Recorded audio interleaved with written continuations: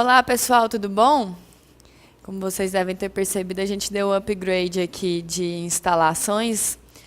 Um grande cursinho aqui de Goiânia, a Rede Júris, disponibilizou espaço para a gente continuar com o nosso projeto e terminar as nossas aulas aqui sem tantas distrações que tinham no informalismo que a gente estava gravando as aulas lá em casa, lá no escritório.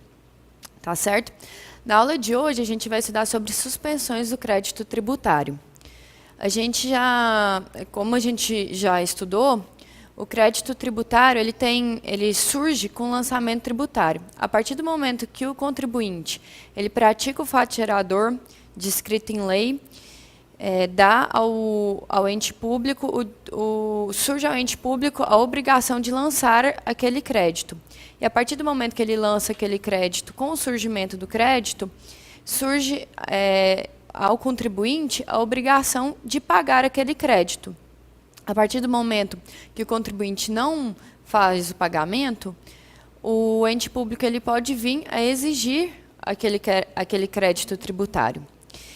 E o legislador, ao criar o Código Tributário Nacional, ele pensou nas hipóteses que poderiam que poderiam ocorrer no dia a dia do contribuinte e do fisco, porque o fisco também erra. Então, ele pode cobrar do contribuinte um valor de crédito indevido, um valor de crédito a mais, ou pode ser que o contribuinte ele não tenha condição naquele momento de estar arcando com aquele custo do crédito devido.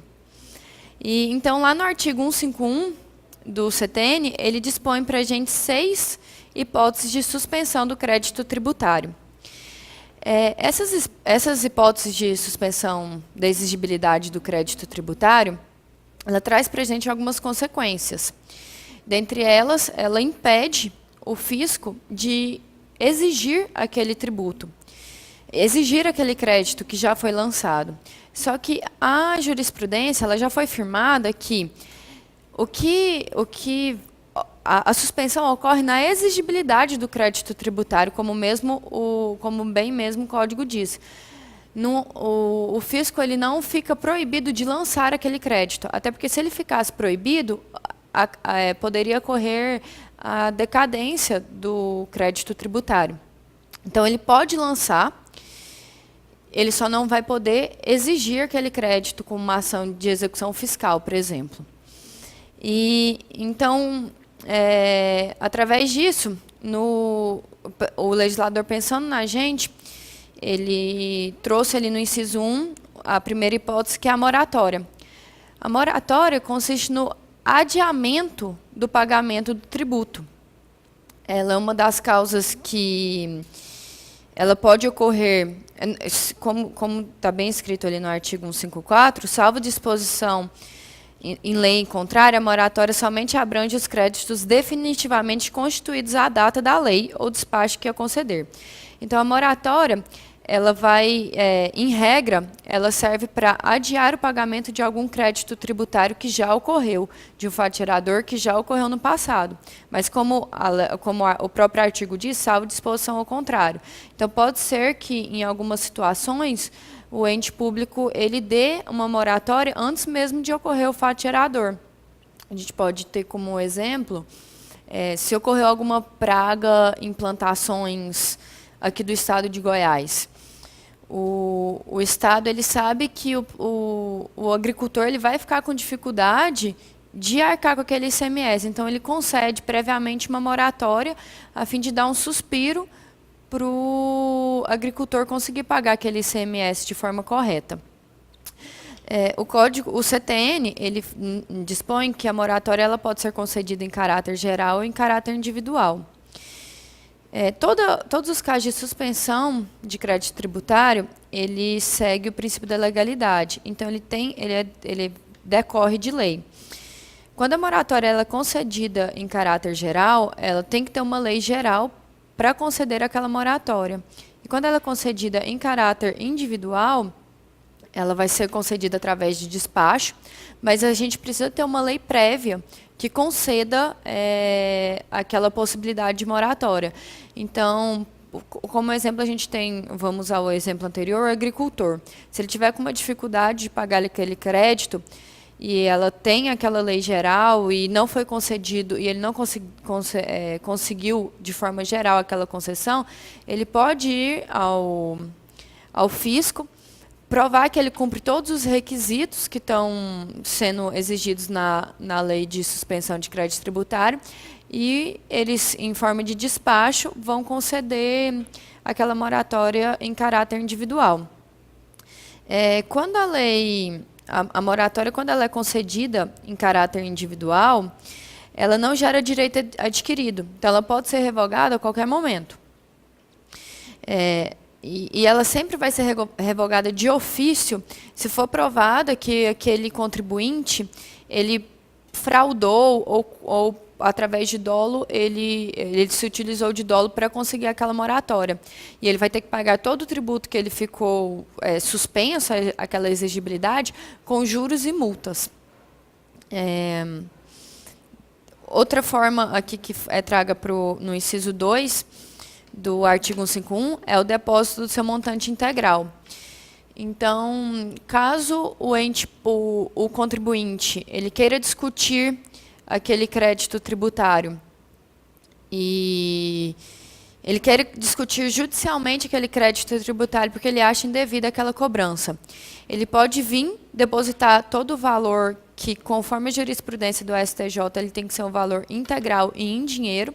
Ele depositando aquele valor integral e em dinheiro, automaticamente a suspensão da exigibilidade do crédito tributário.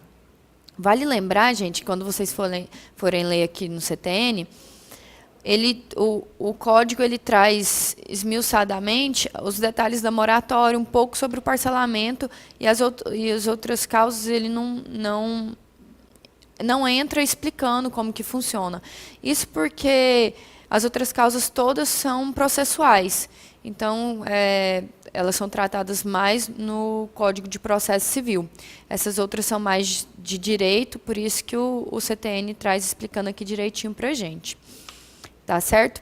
Ali no inciso 3º do 151, ele fala que as reclamações e os recursos, nos termos das leis reguladoras do processo tributário administrativo, vão suspender a exigibilidade do crédito tributário. Como eu acabei de dizer, o depósito do seu montante integral ele vai ser feito judicialmente. Quando o contribuinte ele entra com alguma ação, algum recurso ou algum questionamento administrativamente, ele não precisa fazer aquele depósito montante integral. Porque aqui o inciso 3 ele fala que qualquer reclamação, qualquer recurso feito administrativamente, automaticamente suspende a exigibilidade do crédito tributário. Então, não há a necessidade do contribuinte ir e fazer aquele depósito do montante integral do débito. Outra causa de suspensão é a concessão de medida de liminar em mandado de segurança. Como bem dito na Constituição Federal, o mandado de segurança ele serve para amparar direito líquido e certo, não amparado por habeas corpus ou habeas datas. E ele pode ser feito preventivamente ou posterior ou repressivamente. Então, o contribuinte, um exemplo de quando o contribuinte pode entrar com mandado de segurança preventivo é quando ele fica sabendo que o ente público, por exemplo, o município vai majorar a alíquota de ISS e ele tem noção que aquela majoração ela é inconstitucional. Ele pode ir e entrar com mandado de segurança preventivo para não ser cobrado naquelas situações que a lei que for publicada ou que a lei que já foi publicada fala que vai cobrar do contribuinte. Então, preventivamente, ele vai e fala que ela é inconstitucional e pede em caráter liminar para não ser cobrado. E a partir do momento que ele preenche os requisitos para o juiz fazer a concessão daquela liminar em mandado de segurança, a exigibilidade do crédito tributário será suspensa. Logo no inciso 5, ele fala da concessão de medida liminar ou tutela antecipadas em outras espécies de ação judicial. Então, não é só em mandado de segurança, quando você consegue a liminar, que vai haver a suspensão da exigibilidade. quando você, em qualquer outra espécie de ação judicial, se você preencher os requisitos ali da tutela antecipada agora com o novo CPC, tutela de urgência, tutela de evidência, se você preencher os requisitos e o juiz conceder aquela tutela ou aquela liminar, a exigibilidade do crédito será suspensa.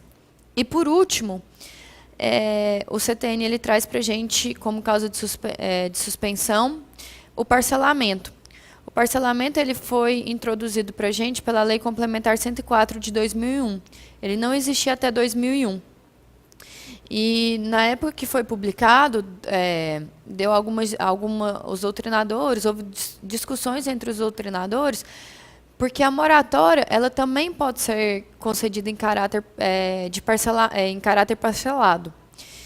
Ela pode ser, o ente público ele pode adiar aquela cobrança do crédito tributário e o contribuinte pagar tudo de uma vez aqui 5 meses, por exemplo, ou ele pode vir a pagar parceladamente aquele crédito depois de atingido o limite da moratória. Mas como tem um princípio que o legislador ele nunca vai ser redundante, então ele não criou isso daqui à toa. O parcelamento e a moratória eles são distintos um do outro. A moratória ela é criada para ser concedidas em caráteres excepcionais. Então o ente público ele só vai poder conceder a moratória em casos excepcionais. Já o parcelamento, não. O parcelamento ele pode vir a ocorrer cotidianamente.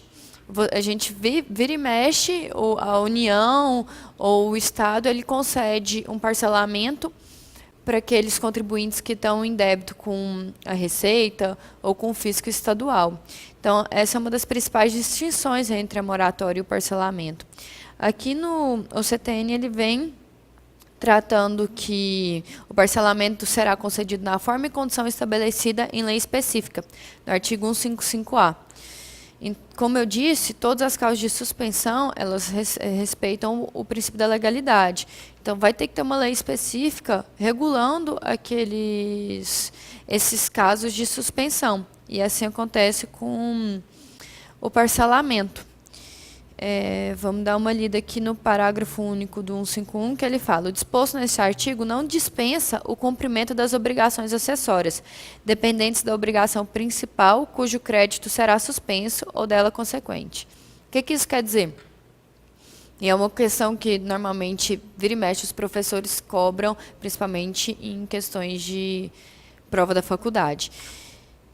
Eles dão uma situação e colocam que ocorreu uma moratória do imposto de renda. A União foi lá e concedeu uma moratória do imposto de renda para os contribuintes.